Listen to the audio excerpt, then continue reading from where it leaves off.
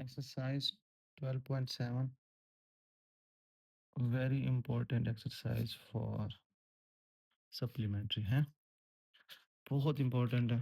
First question is, इसमें ना area ही find करना है ट्रायंगल का। क्वेश्चन 1, 2, 3, 4, 5, 6, इन सब में एरिया से रिलेटेड क्वेश्चंस है। इनके पहले फार्मूलाज लिख लो। क्वेश्चन नंबर 1 में जो फार्मूला होगा ना, एरिया को डेल्टा से शो करते हैं। इसमें दो साइड्स गिवन होंगी, 1/2 ए बी सपोज गिवन है। ए बी गिवन है तो आपका साइन लगेगा गैमा का, क्योंकि ए का एंगल अल्फा होता है, बी का एंगल बीटा होता है, सी का एंगल गैमा होता है। ये जो दो साइड दी नहीं हुई ए और बी, तीसरी साइड क्या है सी, सी का एंगल क्या होता है गैमा, तो वो इधर आ जाएगा। इसी तरह अगर सपोज बी और सी दिया हुआ है तो 1/2 लगाओगे, बी सी यहाँ पर लिखोगे, साइन कौन सा आएगा अब, बी का बीटा होता है, सी का गैमा होता है, कौन सा मिस है, ए का है, वही इधर आ जाएगा अल्फा। अब सपोज साइड्स ए और सी दी हुई हैं, ए और सी, तो उसका साइन कौन सा आएगा, बीटा। ये फार्मूला एरिया ऑफ ट्रायंगल का कब लगाते हैं, जब दो साइड्स हों और उनका इंक्लूडेड एंगल हो, मतलब तीसरा एंगल हो। 1/2 A B sine gamma, 1/2 B C लगाओगे तो साइन अल्फा, 1/2 ए सी लगाओगे तो साइन बीटा। समझ आया फार्मूला? अब हम इसका क्वेश्चन नंबर 1 का पार्ट 3 करते हैं, ताकि आपको अच्छी तरह समझ आ जाए फार्मूला कैसे यूज करना है। क्वेश्चन नंबर 1 पार्ट 3, इसमें देखो ए की वैल्यू दी हुई है कितनी,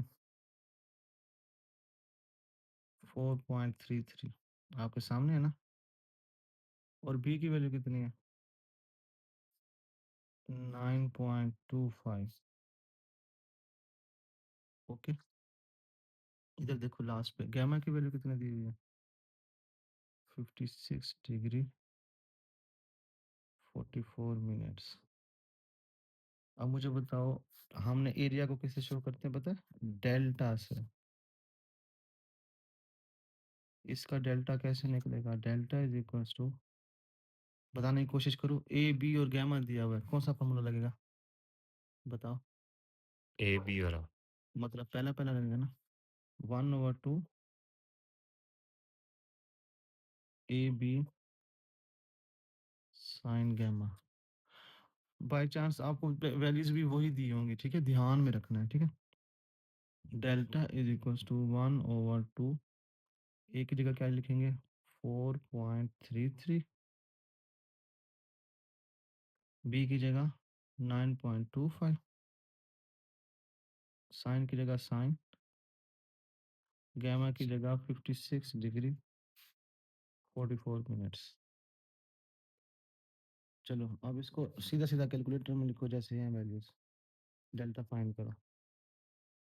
1/2 लिखो पहले,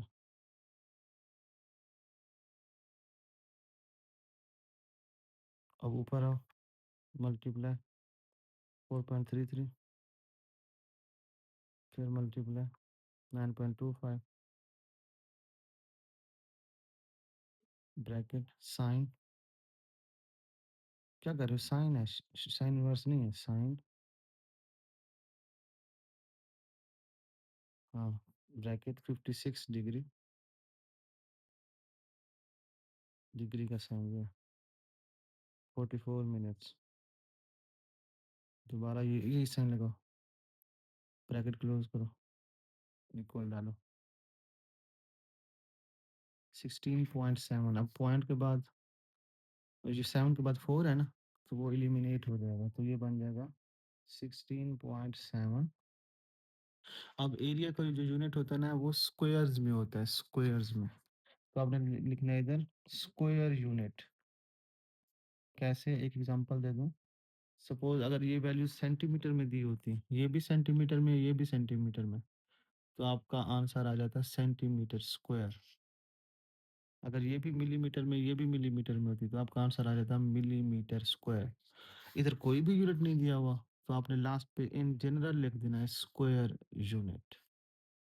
चलो बंद करो इसको।